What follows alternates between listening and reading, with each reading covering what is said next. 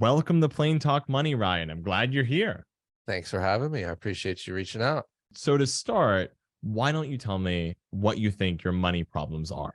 So, for starters, definitely have a compulsive spending habit. If I see something that I want, I'll buy it. Growing up, I've never really had a whole lot of money to my name. And now, I'm almost 30 years old. I'm pretty set in my career right now. It's doing pretty well. So I'm having a little bit more money here and there to spend. So I'm spending it. Mhm. Um, and then when I don't have money, I would used to open up credit cards. And All that's right. that's my biggest thing is like, oh man, I only have $300 and I might not be getting paid for another 45 days. Let me see if I can get a credit card. So I would kind of use that as real cash. And it seems like you've at this point realized that that isn't a good long term solution, Correct. Yes. where there is a real end to the line when it comes to racking up credit card debt. Mm-hmm. And it's really deceptive, right? In my opinion, when it comes to personal finance, is it's you against the system. The system is trying to teach you everything incorrectly. Their dream is to have you working for them, padding these massive bonuses on Wall Street for all these financial executives that want to screw you. It seems like you're kind of at that point where they've got you on the ropes. Yep. Absolutely. So we're going to be talking and we're going to dive deep into it. And overall, your debt situation is about $48,000. Is that right? That's correct. Yes. All right. So we're going to dive deep into it. Before that, though, I want to learn a little bit more about what money was like at home. Since we don't have any personal finance courses in school, we treat it like nobody's going to need to learn about money in the future. Who uses money when they graduate from school? I mean, really? Let's learn about Shakespeare instead, or the Yeah. presidency of James Polk, chemistry. No, that stuff's going to definitely be more relevant to every single person. So ultimately, people get stuck with learning from their parents or advertisements. So since we know how advertising goes and what credit card companies tell you to do, why don't you tell me about the other part of it? Tell me what its money was like at home growing up. Growing up, it wasn't tough. By any means never had a hard time growing up with money. Both my parents worked. They had great jobs. They have great jobs. They're also in the same situation I am at my age. Okay. They did the whole credit card thing and racked it up and did their balance transfers. And growing up, they would always tell me like, man, don't open up, don't go into debt like we are, this and that. And here I am 15, 20 years later in the same boat that they were. So, nipping it in the butt now is ideally what I'm, trying to go for. It's not that I don't want to end up how they were because, my parents are great people. They're doing fine for themselves. Everything's great. But at the same time, I don't want to be $50,000 in credit card debt. Are your parents still struggling with credit card debt, or have they managed the problem finally and have moved on from that phase? I'm under the impression that they're pretty much at the tail end of it, still working with it a little bit, but they got it under wraps. Good for them. I'm Yeah, glad. me too. And so now it's your turn to get it under wraps. Where do you want to be in 1 year from now and 5 years from now? So I think definitely, obviously being debt free. I understand like the whole car payment thing. I think that's gonna probably be a constant in my life with debt, is because unless I can make enough money to buy a car with cash. I like things. I like toys. I like to have cool stuff. So being debt free aside from car payments would be pretty nice. Where I want to see myself in like 1 to 5 years is, I think a goal for sure is to be credit card debt free, not have to rely on credit cards, have a safety net, and have a savings. I love it. I think that those are great starting goals. And let's talk about how to make it happen, because now we have to overcome your debt situation. So let's just start with the credit cards. This is the first thing you've identified as a problem. Your parents had the issue, they warned you about it. You mentioned you have a spending habit and you fell for the classic trap where it's really easy to spend money on credit cards and then make it nearly impossible to get out of the situation. So, how did you come to nearly $12,000 of credit card debt? Well, when I was 18, I opened up a Best Buy credit card. I got approved for that. Had a $2,000 limit. I ended up maxing it out, paying the minimums for about a year and a half, and then I I essentially put my head in the sand with that, and I said, let's just, yeah, it's there. It'll be all right. So I didn't pay for quite some time. So that racked up a ton of extra money over my limit that just put me in a hole for that. Just kept opening up credit cards. I had credit card, but Credit Karma said my credit score is good. You're pre-approved for this, you're pre-approved for that. So I would always take them up on all those offers. More recently, I started getting approved for more higher limit cards. So that's when I was like, oh, okay, this is kind of cool. I have a nice, really thick metal credit card, and I look pretty cool using it at restaurants and this and that. So You feel and rich, right? You yeah, you feel you feel powerful. You can get rich. anything you want. You got that metal, smack it on the table, it Yep, rings. exactly. And then they had the whole point system, spend 5,000 within the first 3 months Oh and yeah, you get 50,000 it's points. like a And game. yeah, it's like a game. So I did that and I got my 50,000. I was like, all right, let's go on vacation. So yeah. It seems like you fell for all the classic stuff, right? It's you live the rich life before you were rich. The good news is you're young. If you wanted to pursue that life of being able to vacation, being able to drive the car you want and buy it outright, that option is still on the table. You can still get to that. When we go for the numbers, you're going to see that over and over. And I want you to keep that thought in the back of your mind. One of the things early on you said is, I'll always have a car payment. You don't have to.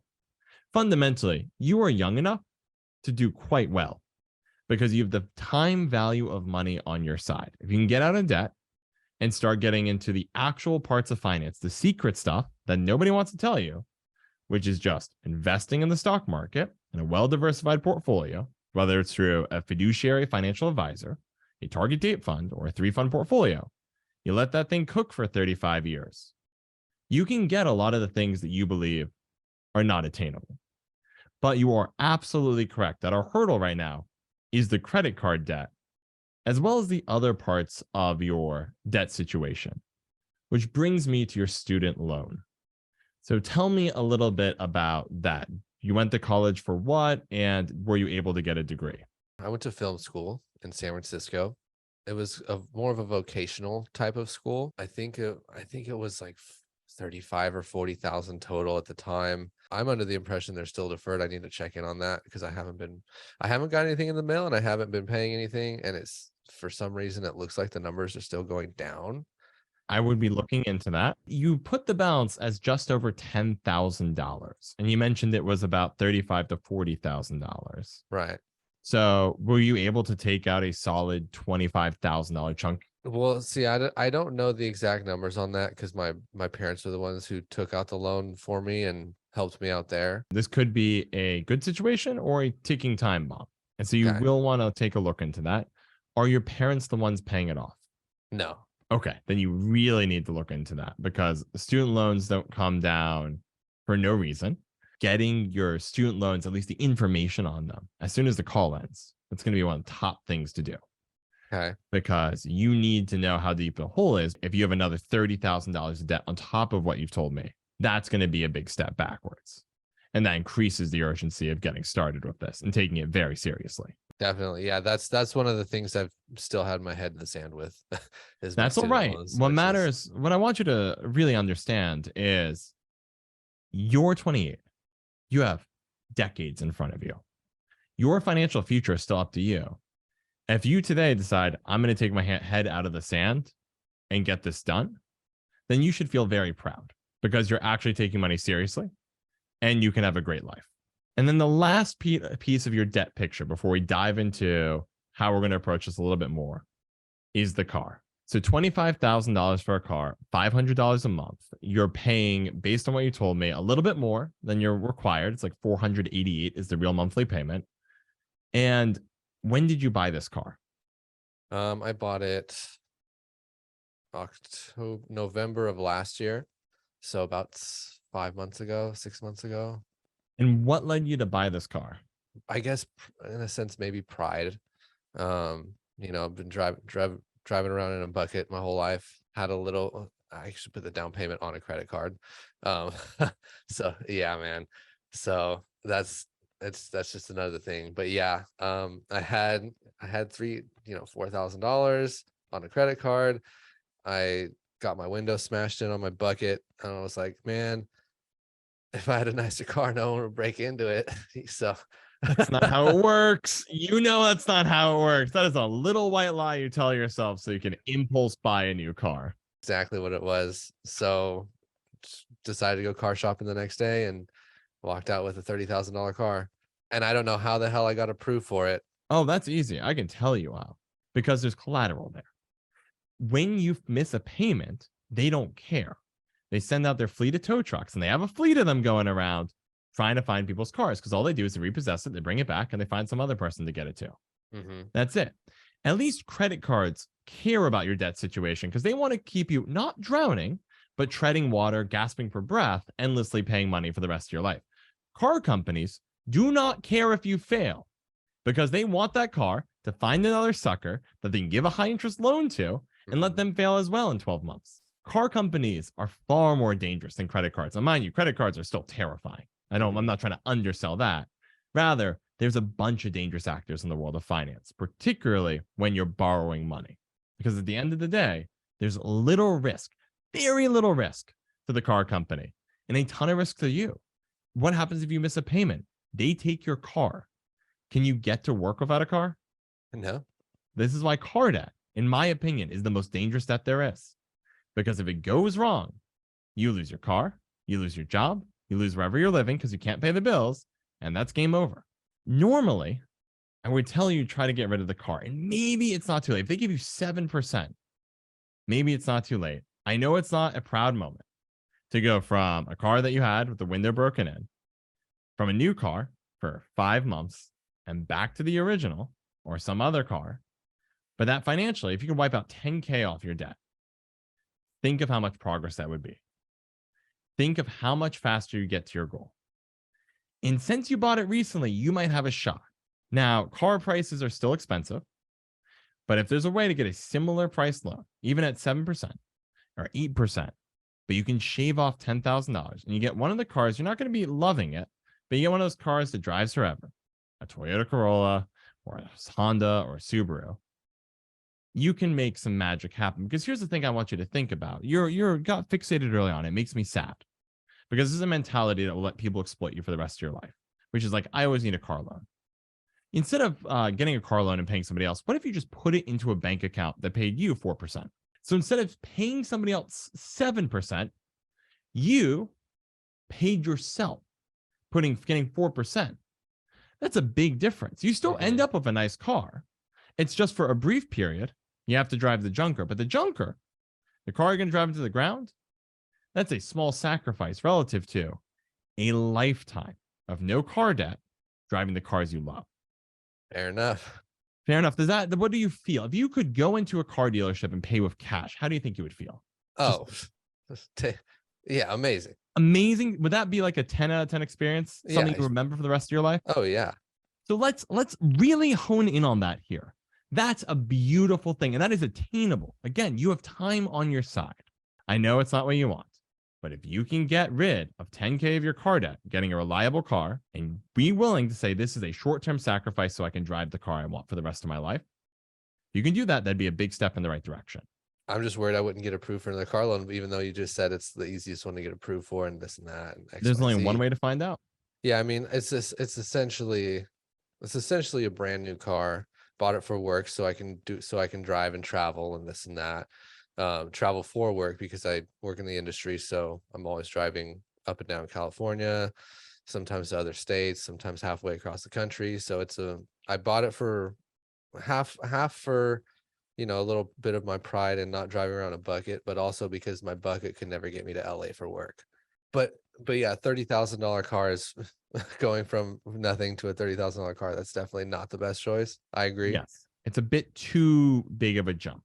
Yeah. If you said, look, the junker can't get me to my job and I can't make income, there's an obvious middle step between there, which is that foreign car, 100,000 miles, they can drive for another 100,000. One of the biggest tricks of the whole financial system is that your pride is what you show other people.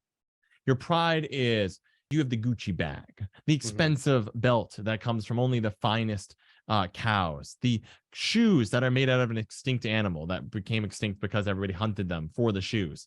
Like, where you can flex on everybody around you. But the truth is, that's a really stupid thing to have pride in.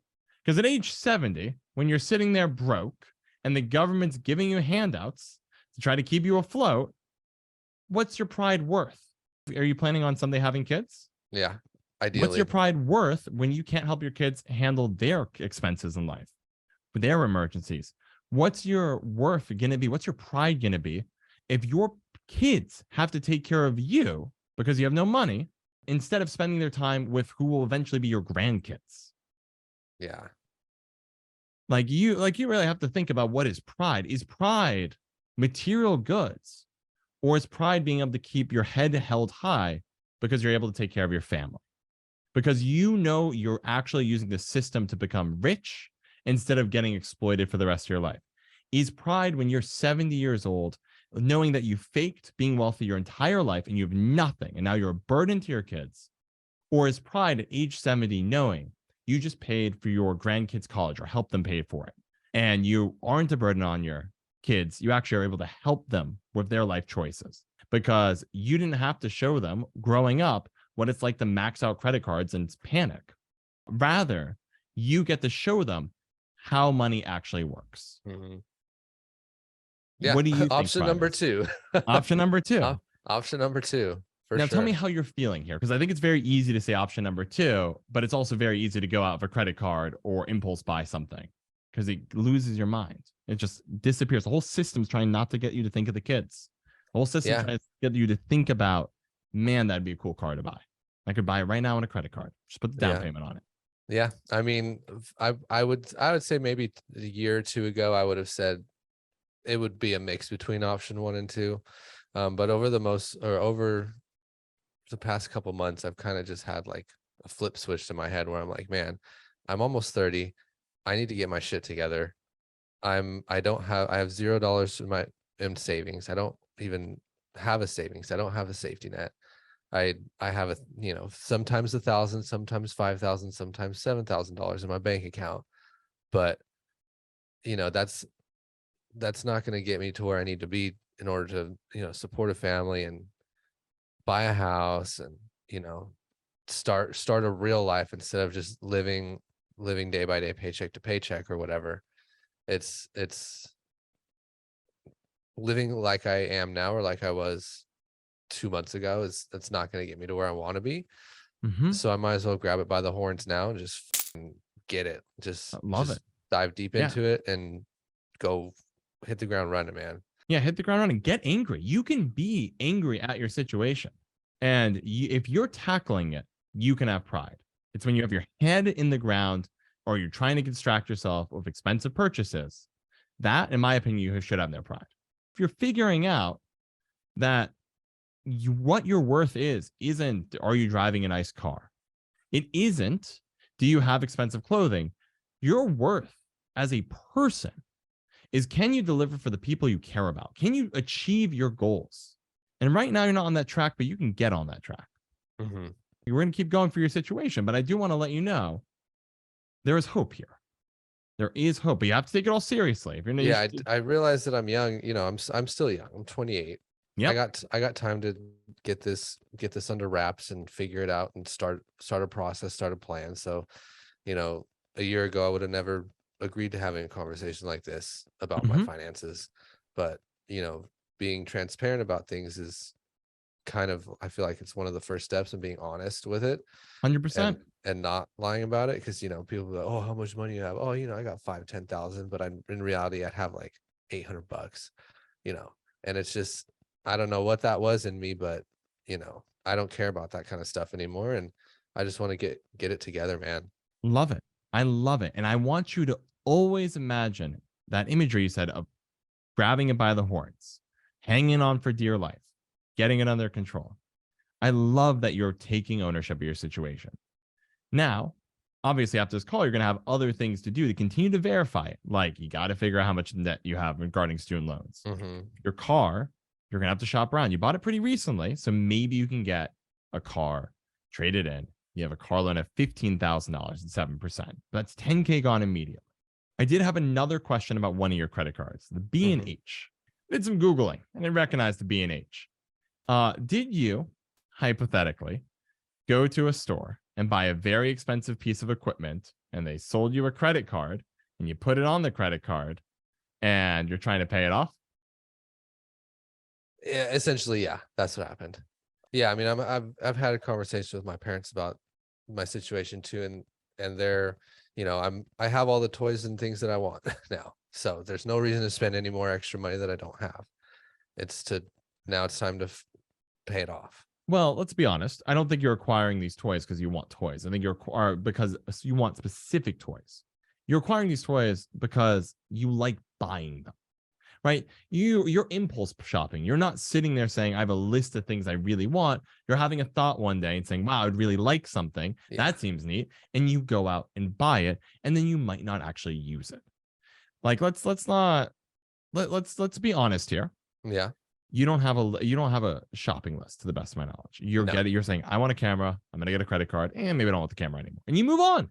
yep, Did you ever get a camera? no, Right, because it had a minor inconvenience in the way of having to ask for a credit limit raise. And in that period, whatever spark in your mind went off and said, I should buy a multi-$1,000 camera. You're like, all right, I'm good. Let's go find another thing to buy. yeah, So your issue isn't got everything you want. Your issue is you like shopping. You like buying fancy things that you can't afford. And the system loves people like you. They love mhm, enabling you. Because what they don't want you to do is get rich and be able to do that in a sustainable way for the rest of your life. What they want you to do is be poor, get a couple shiny things, and give fat bonuses to people on Wall Street. That's it. That's the dream. They want you to be a wage slave for the rest of your life, barely afloat, and then at age 70, discard it to the side. That's the dream for them. And you're on that track. But let's be yeah, really honest about your purchasing. fair, Okay. fair enough. One thing worth considering is some of these toys could probably be sold. Because I imagine, given that this is not my dream is a gaming computer, this is my dream is I'm impulse shopping. Some of your toys can probably be sold for a couple $100. And look, we're at a point where every little bit we can fire, particularly at the credit cards, 32%, 29%, and your two credit cards that don't have an APR yet. If we can get blazed through them within a year, that would be a big deal. That'd free up a lot of your money. Yeah, it's having a conversation about it is really just like, you know what? Yeah, you're right. That's exactly what it is. And I refuse to tell myself in the moment. But looking back on it, it's like, man, you're not wrong.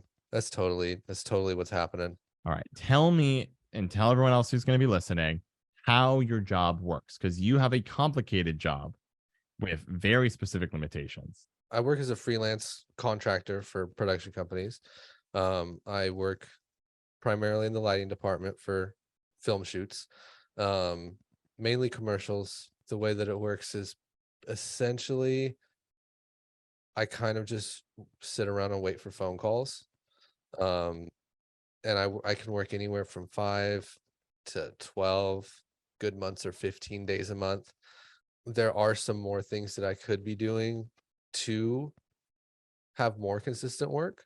Okay. Tell me more about that. There's a couple of the companies that I know that I work for occasionally that I can reach out and see if they have any editing gigs. I hate editing with a burning passion, but I know that it could be consistent. It pays all right. And that's what matters now. It's worth suffering now for a short term than suffering for the rest of my life, not Beautiful. having any money. That's exactly right. I do want to work on starting my own company. I would like to get clients. I'd like to get like high ticket, high paying clients, maybe on a retainer contract, $25,000-$30,000 for 6 months type of work. But I'm not in a position at this very moment to do that because I don't have anything to show for it. But the good news is you have a goal, right? You have an ambition. Ambitions are key, right? This is what's going to help you not impulse shop. It's because every time you buy a gadget, you have to basically say, I'm kicking my dream of a company down the road because I have no money right now. You have nothing. Yeah. And you're drowning in debt. And if you want to start a company, you probably need to be on good financial footing. You're going to need some startup cash. And are people going to really lend you money for those to get things going if you can't even handle your own money? No, the answer is no if you're asking the question. Yeah. Yes. And so I'm glad you're aware of that. So that's another thing to keep in mind. You have this goal. So let's talk about your work. Because I'm going to be honest. If you look at the Plain Talk Money debt eliminator sheet, which is for people who are getting interested in it, is on the Plain Talk Money website. The very top part is money for debt repayment, your cash flow. What money you have extra at the end of each month. The higher that number is, the faster you get out of debt. And there's two ways to modify that number: increase income or decrease spending. If you can get more work, you got to get more work. You can't be coming to the end of each month saying, I've worked 5 days, 10 days, 12 days, 15 days. You need to at least be hitting 20 days, if not more. If editing will pay, you do it. And if you don't get editing, you need more money. So you're going to be trying to take advantage of your car, and you should consider signing up for the gigs, the gig economy, your Uber Eats, your Grubhub. It is not a permanent solution. The goal would be get more work. Fair. But it is, and I get that, by the way. You have an inconsistent schedule. When you get an opportunity, look, it's a couple $100s a day. It's good money. Take it. I'm totally with you. But you can't have a day where you're waiting for your cell phone to ring and not earning money with the amount of debt you have. Yeah. It's okay if your cell phone rings while you're dropping off somebody's order. You're making $10 an hour, and then say, okay, tomorrow or in 2 days, we'll pay you a couple hundred for the day. Great. You don't drive on that day. You don't drop off orders. You don't drop off people. You go work that day, and then the days where they don't call or you're waiting for a call, go back to driving. But obviously, I bet editing work, just as a general rule of thumb, will probably pay more. And while I can speak to you as somebody who does edit videos for my content, I hate it just as much. It is an awful experience. Power to anyone who actually enjoys it. They are genuine freaks of nature. I have no idea how anybody enjoys staring at editing software, staring at Adobe Premiere, getting through it. It is genuinely painful. It's rough. Yeah. But if it pays you better than $10 an hour or whatever you're going to make in the gig economy, you take it. And if you have time after you get a little bit of work there, you still have extra time. You need to be turning hours into money. You can't just be sitting there. The faster you get money, the less time that interest has to compound against you, mind you. For example, your credit cards are compounding every day. They quote it as APR, annual percentage rate, the percentage rate for the year, but it's a lie. APY, annual percentage yield, is what your bank account is quoted in. That's factoring in the compound interest of your interest. Because once you get paid out interest, your interest then makes interest. And that interest then makes its own interest. So your compound, so for APY, that's at least a bit more honest what you're going to get. APR, all your credit card interest rates are underestimating how much they're costing you. Because every day you're charging a little bit of interest. And this is not working in your favor. It's against you. That interest now makes its own interest, which makes its own interest, which makes its own interest. Jesus. The whole system is designed to screw. And they don't tell you this. You think when you look at 32%, that's underestimating it. When you're out of debt, you get to do the opposite. You get to, let's go to the car payment. Let's go back to that. If you had your money in your bank, well, as you get paid interest, that interest is making more interest. That interest making more interest, except this is working for you. Heck, your bank account might be funded from somebody else's car loan because the bank takes your money, they lend it out. They might have lent it out to somebody else who needed a loan for a car. That person's losing. You're the one benefiting now. This is a whole system of, are you ahead or are you behind? Right now you're behind. Got to get ahead. So your income needs to go up. It can't be $3,000 inconsistent a month. It needs to be 20 plus days of work guaranteed. You have X numbers a day working on lighting. You have your video editing jobs afterwards. You got to figure out how much you're going to charge, figure out how much work you can get, how long it takes you to edit. And then the remaining time that you need to work or feel either you're not even feel like working, but are able to work, you're driving. And one of the things out of this conversation, I hope you do, is quickly start applying to get approved by Uber, Grubhub, DoorDash. Amazon has a program to help deliver packages as well. It varies which one pays the most. So sign up for them all, see which ones go through, then figure out how much each one will pay you. Because if you can add just $1,000 more a month, and if you're making $10 an hour and you're going to work 40 hours a week, it's 2.5 weeks work driving for Uber. If you make that happen, your credit cards will disappear within a year. Math indicates you can wipe out all your credit card debt within 1 year. I honestly think I can do it sooner. Oh, I Like if think you can too. If I was not anticipating you saying I can get better paying editing jobs, yeah. I was expecting this conversation. When I initially saw your situation, you said I'm not really able to get more work. I can't get a part-time job because of the inconsistent schedule. I was expecting, okay, you get your $10 an hour from Uber. But if you and then do the math and it takes a year, fine. But I've been really impressed by you so far. You're stepping up to the plate. You're saying the right things. Now, follow through is the real hard part, right? It's It's the easy real to hard, say it's what the you do. hardest part. Yeah. You're going to know at the end of this conversation if you're going to make it or not. If you start actually acting, yeah, I think you can get rid of your credit card debt. Certainly within a year, if not, as you say, sooner, because you have this video editing gig potential. At the same time, if you blow off everything, you say, no, I had the conversation. It was good enough for today. You blow it off, and I don't know if you'll succeed. It's up to you. Yeah. Agreed. As far as like payment strategies for the cards, obviously make more than minimum. Is there, do you think there's a certain card I Yes. should take care of first, or So let's talk about it. I think I'm very glad you brought that up. The order by which you pay off your debts. There's really two strategies out there. There's the avalanche and the snowball. I would, in your case, do the avalanche. The avalanche is the most efficient way to pay back money, which is you pay off the debts that are most expensive first. And you do that by prioritizing interest rate. In that case, you target Capital One number 2, followed by Capital One number 1. And then I would say whichever credit card you have that's about to activate its interest rate, just polish it off. Don't need to have that as a ticking time bomb, but just work your way through your credit card debt using the avalanche. So there are two parts to paying back your debt. Obviously, one is increasing income, as we just discussed. The other part is the bills. Can we reduce your expenditures every single month? Because that gives you just straight up more money to throw out the credit cards and throw out the rest of your debt. Now, I loved one of your lines here. It was the best financial choice I saw on the whole sheet. I was very impressed by it. What is your living situation of your rent or mortgage? At $500 a month, that is incredible. living with my parents at the moment. I love that Yeah. choice. If I were you, I would feel so proud. Mhm. I would feel a 10 out of 10. That was the best financial choice you made on this entire sheet. Okay. It is the choice that will save you. It is the choice that can get you that pride that you want, the real pride, not the fake pride of buying fancy stuff, but the real pride of knowing you are somebody who is responsible, who can take care of their family in the future, who can take care of their grandkids in the future.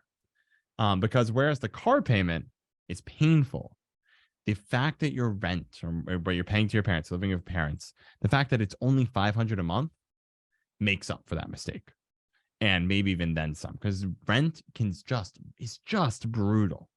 Yeah. Just You're telling brutal. me.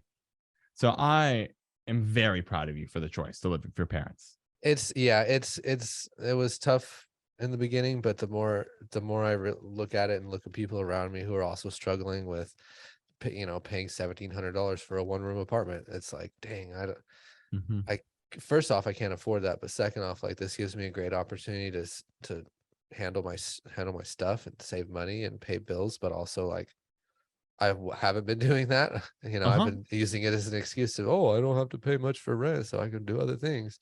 But But you're waking up, and because you made that choice, you have a chance. yeah, If you right now had a 1-bedroom apartment, this conversation would be talking about moving home with your parents, if that's an option, because you need to save money, but you're already there, and so you can bounce back better. There are a couple bills that can be cheaper, most likely. The first one is groceries. Tell me about your grocery shopping. Are you chipping in at your parents at home? Do you do it independently?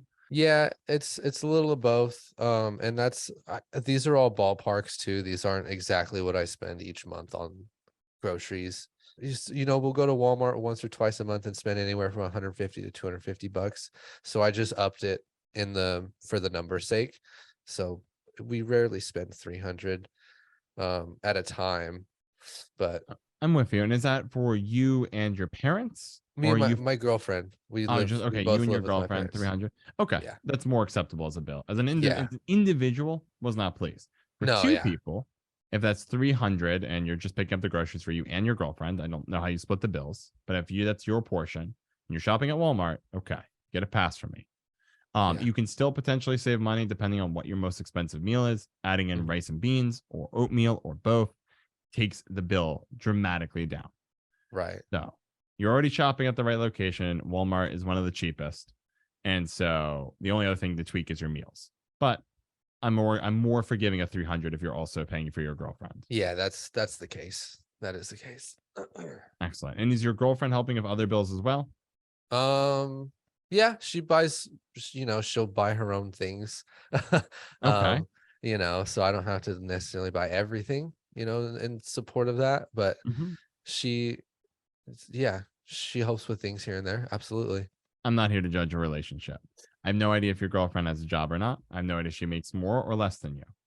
If you're going to be somebody who really helps your girlfriend out in a significant way, and you're going to be the breadwinner if you continue down the relationship, all the more reason to treat this all urgent, to Hmm. really put your nose to the grindstone. Yeah. Because to be blunt, at a $36,000 a year income, you're not in a position to support two people. Yeah. You need to really kick it up. So if you want to pay for your girlfriend's groceries, fine. And if she takes care of some other stuff, but you're helping out a little bit, fine. But you need to have the income that lets you do that. Hmm. So bear that in mind. I get that 3,000 is just an average estimate. Mhm. Last month it was a slow month. I made 33. The month before that I made 67. So Okay. like I use 3,000 as like an average kind of number, That's but fine. I know I Look, at just, the end of the day, I trust the numbers you give me. yeah. It is certainly worth your time going through and getting the very specific numbers. And Hmm. because you might be surprised about where you're hemorrhaging money and it gives you opportunities to fix it up. But with that said, I'm totally fine working with the numbers that Okay. you want me to work with. A couple other opportunities here. I'm not going to judge your subscriptions. It sounds like you use Adobe for editing. You might be able to pick up some work with that. I get if you're able to make the most of Amazon Prime, fine. Though if your parents have Amazon Prime, feel free to leech off them. Same with YouTube Premium as well. And you have Xbox Live. I'm okay with a little bit of sanity in your life. I know everybody has one service they love. If you regularly use Xbox Live, fine. That's actually one that I can now probably get rid of because of my PC. Beautiful. All I do is PC gaming now. So Love it. yeah, Love it. I'm too. I'm a PC gamer. So respect the nice. choice there. You get to save some money here. Yeah. Go ahead and cancel it. Yeah, You can do it as soon as this call ends. And that frees totally. up a solid $15 a month. Beautiful. Yeah. The next bill I really wanted to call out was the phone. Do you know your phone provider? Verizon. Okay. It's time to budget. It's time Okay. to go down a tier. I don't think you have to get rid of unlimited data as long as you intend to pick up some work on DoorDash, Uber Eats, and some of those, because unlimited data will help you.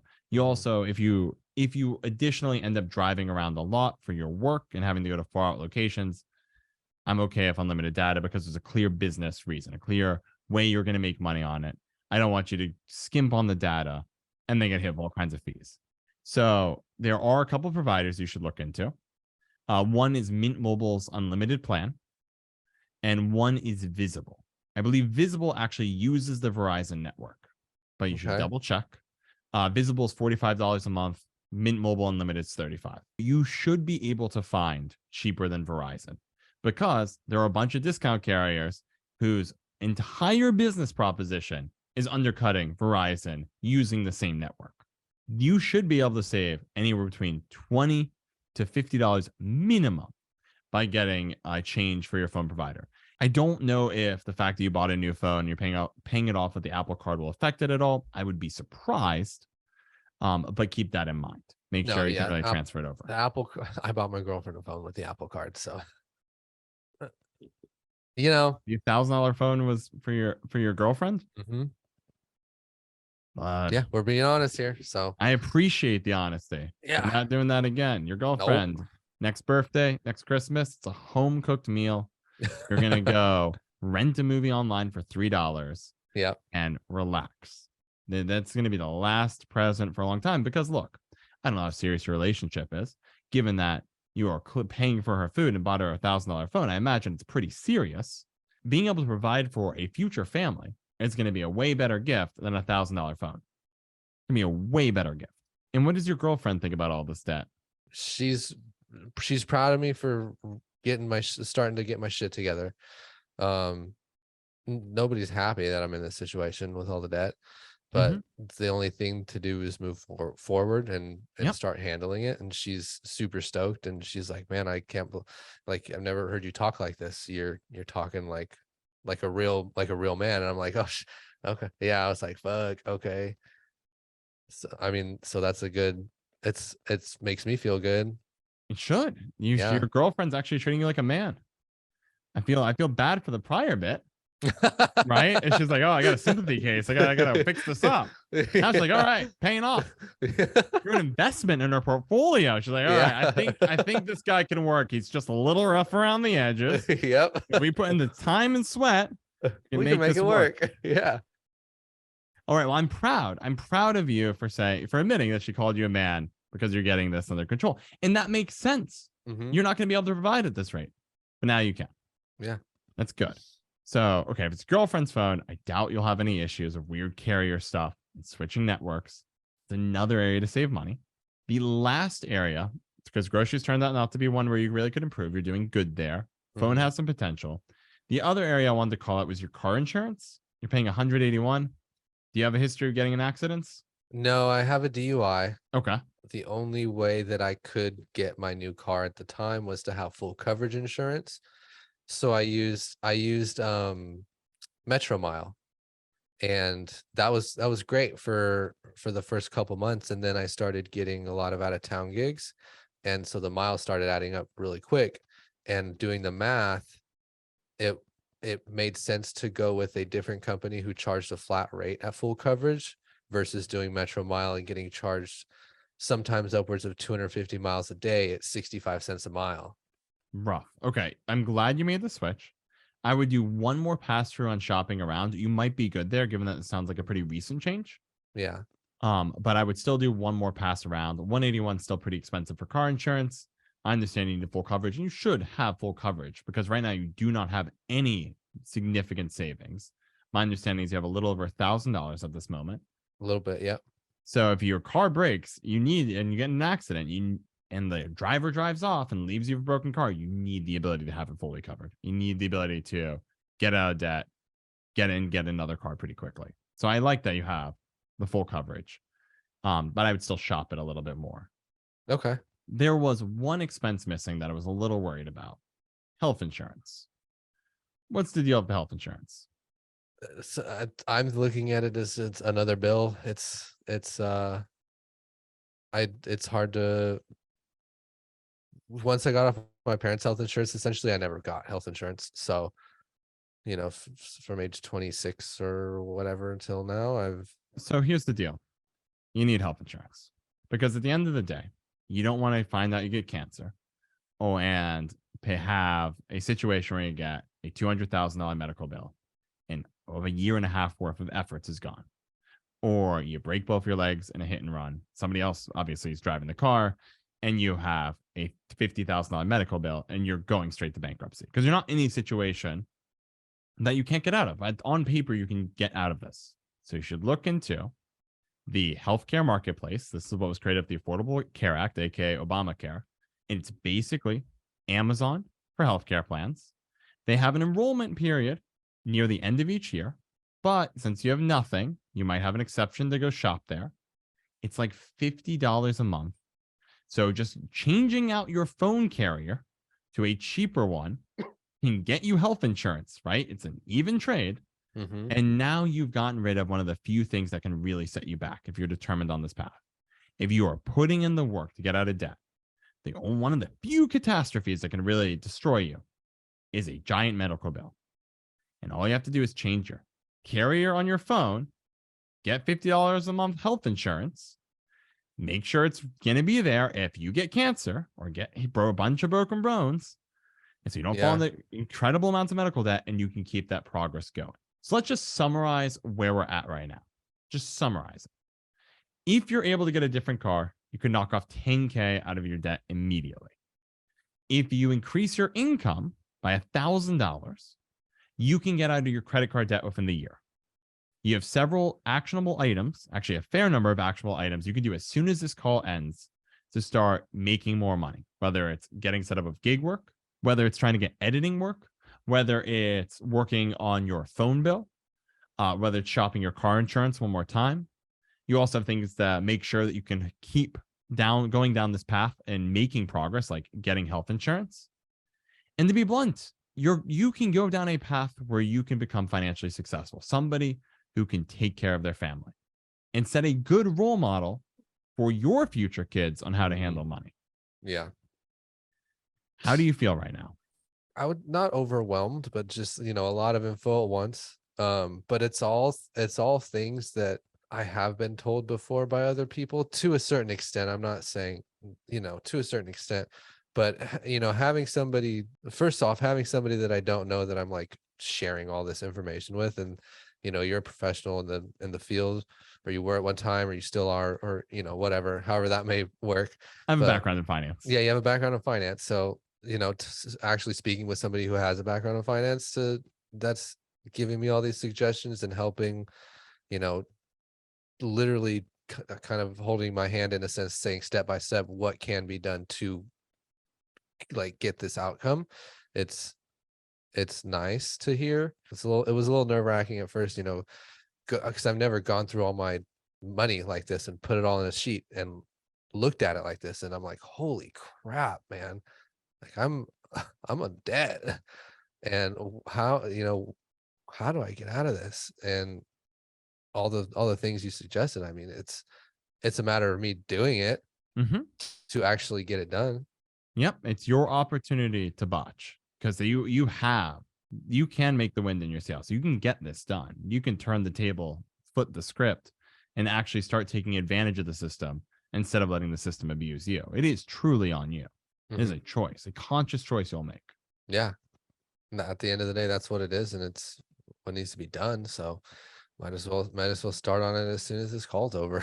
Yeah, and I love that. And remember, your girlfriend says going down this path makes you a man. Yeah, if you're not willing to do it for yourself, do it for your girlfriend. Do it for your future kids. Do it for your future grandkids. I'm a believer in you. So a couple final notes, final things. One, have you ever been hit by an overdraft fee in your bank? No, I have whatever set up to where if it's, if I don't have enough, it won't do the charge. Beautiful. I love that. I'm proud of you for that. Given that you get paid late, you're net 30 or 45, depending on the gig.